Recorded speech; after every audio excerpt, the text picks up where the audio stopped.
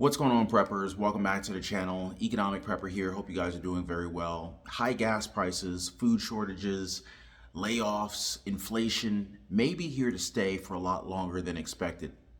Just recently had a conversation with a waitress, a waiter. It's a waitress because it was a girl, and basically she was letting me know how busy this particular restaurant used to be. And lately, over the past several weeks, she's pretty much just watched the decline of business. And this is a fairly popular restaurant. If I said the restaurant name, you guys would be more than likely familiar with it. It's a chain restaurant across the United States. And it's really sad just to hear this, just to watch this, especially in her case, because, low traffic means lower pay.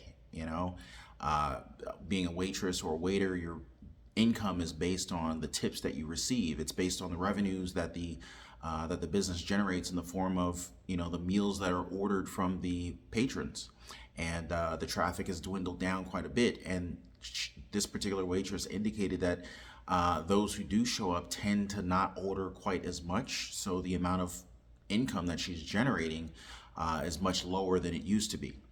And this could be a result of inflation ultimately catching up with buyers, with consumers. This could be the dwindling purchasing power of the US dollar. I mean, I asked her about the menu prices, and the menu prices have actually been adjusted and revised upward. So, the same $10 or $15 you might have spent in that restaurant doesn't go quite as far.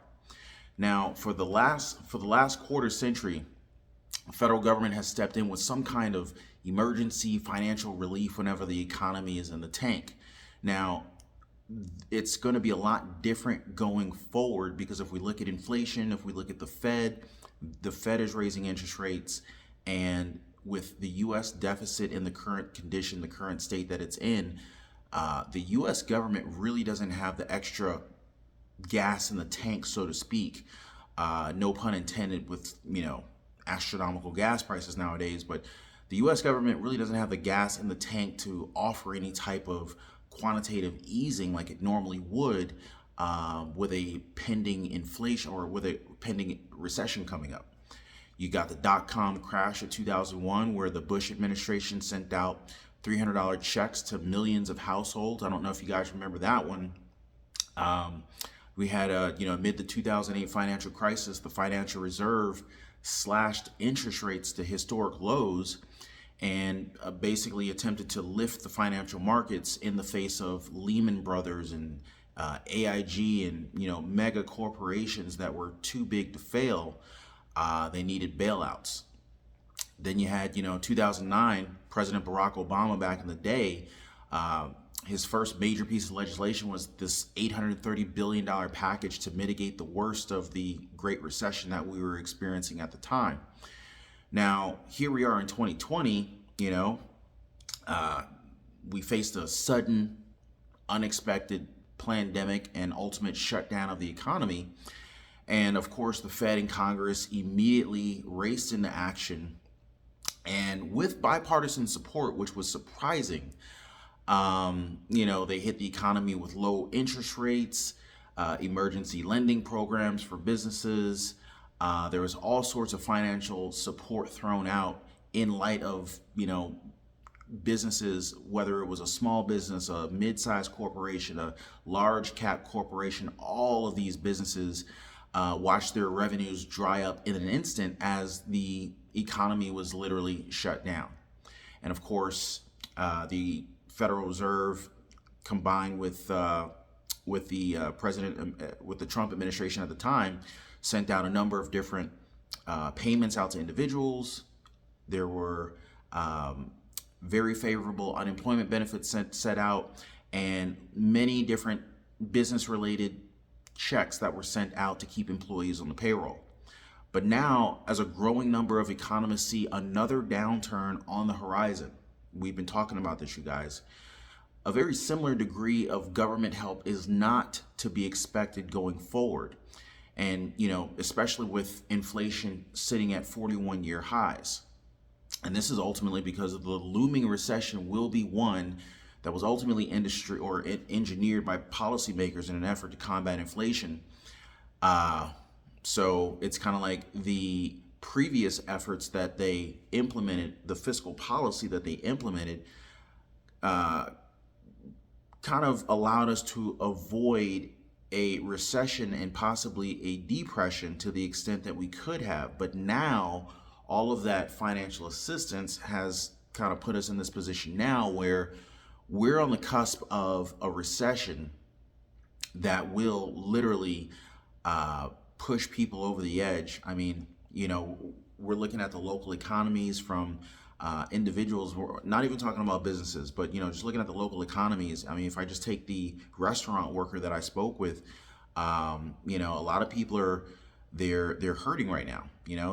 Your dollar is not going as far as it used to. Gas prices are $4, $5, $6 a gallon. As a matter of fact, here it's $4.08 a gallon right up the street at the nearest gas station to me. But I just had a conversation with a buddy of mine who lives in Utah, and he said that he just filled up at $6 a gallon. So there's a huge difference in gas prices, say, from today versus 2 years ago, but there's also a huge difference in diesel and fuel prices and availability from one coast of the United States to the other. So not that Utah is a coast, but you guys get what I'm saying. And between you've got food shortages, you've got inflation, we've got if you guys saw the recent video I dropped, we discussed the oil and gas deadline that was recently missed by the current administration, which hasn't been missed in the last 65 years. So it makes you wonder, how did this one get missed? Call it coincidence if you want. I don't buy it. Democrats setting policy on party lines decided on trillions of dollars in quote unquote reckless spending.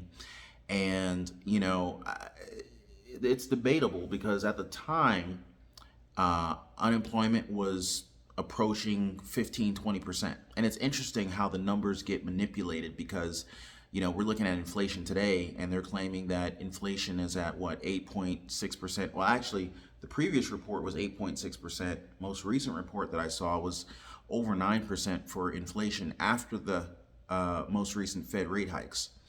And, if you're hitting the grocery stores, Walmart, Costco, Publix, Kroger, you name it, Lidl. I actually tried to go to Lidl today, but that didn't work out. That's another story for another video.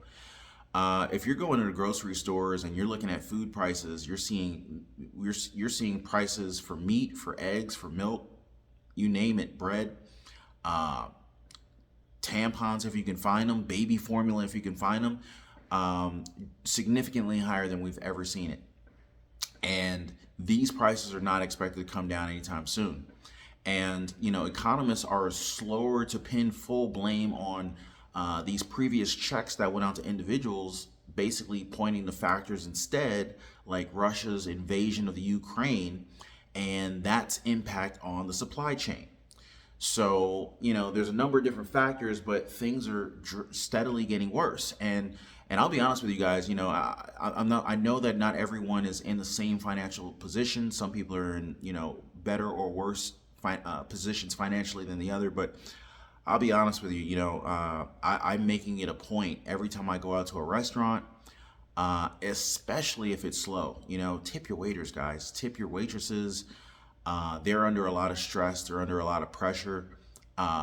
Revenue for these businesses is down for a lot of businesses, not all businesses, but some businesses are down. Support your local businesses, guys. They need it. They're providing jobs. They themselves are providing for their families. So, if wherever possible, support the small businesses. So, I made sure to tip her very generously, and I also thanked her for her insight. But yeah, things are getting rough out here, you guys, and I'm not personally anticipating it to get any better in the immediate. Now, economists are fearing that the Fed's pace on hiking interest rates, being the fastest pace of interest rate rises in the last 3 decades, is literally going to slam the brakes on the economic growth that we have seen. It's going to freeze spending, as we've seen. It's going to affect the housing market. We're already seeing that. We're not seeing the housing market crash per se, but we are seeing homes sit on the market for, according to real estate agents, they call it DOM, or days on market. So you're seeing houses sit on the market longer. And with the rise of interest rates, it's keeping the average American from being able to realize the American dream, or at least it's putting the dream way farther out ahead of him or her than it used to be. And so this is going to create a number of different issues. Number one, if you're renting, it's going to increase the pool of renters that are looking for a place to stay. So those who are looking to buy a house, they're either A, going to have to reduce their budget, or B, they're going to say, hey, I don't even want to play this game. I was previously approved for, say, $500,000 house, but with the interest rate increase, I'm now only able to get approved for $425,000, maybe $400,000. And so, that may make a lot of buyers, and we're seeing it, it's going to make a lot of buyers come off the market and just say, hey, look, I don't want to be a part of this. I'm just going to stick to renting. The scary part about this, guys, is that more and more people are going to say that. More and more people are going to decide, hey, I'm not going to buy. I'll just wait this thing out. Well, what do you think is going to happen when, millions of potential home buyers decide to remain renters that wouldn't have been renters? They would have been home buyers, right? So the demand for rentals is going to go up drastically. And so what do you think is going to happen with that? The supply of rentals is going to drop because the demand of rentals will go up because of all the home buyers who can't buy houses, right? So that's going to drive up the price per month of rent. So, it's an awful cycle, but this is what we're seeing here. This is what we're seeing here. Goldman Sachs recently wrote on June 20th that there's only a 30% chance that the economy slides into a downturn next year. JP Morgan holds a fairly similar outlook toward the recession over the next 2 years, but I don't buy it. I think that things are worse than they're saying that it is, and we're seeing this pattern. We've constantly, there's been a pattern of us being told, and we understand what their agenda is, so it makes sense. You don't want to freak the people out and cause everyone to just, panic, and we certainly don't want to create an economic panic. But the truth is, things are generally always worse than what they report. So I just wanted to share this insight with you guys. It's getting rough out here, so do whatever you can to prep, wherever you can save. Me personally, if I'm in a situation where you've got any kind of adjustable rate loans, whether it be a mortgage, adjustable rate credit cards, I'd be looking to refinance. So if I've got a credit card, I'm looking to refinance into something like maybe a 0% interest only, 0% interest free credit card, for whatever the longest term I can find. If I'm carrying any kind of credit card debt, that's what I'm looking to do. If you've got an adjustable rate mortgage, I know a lot of people have been kind of like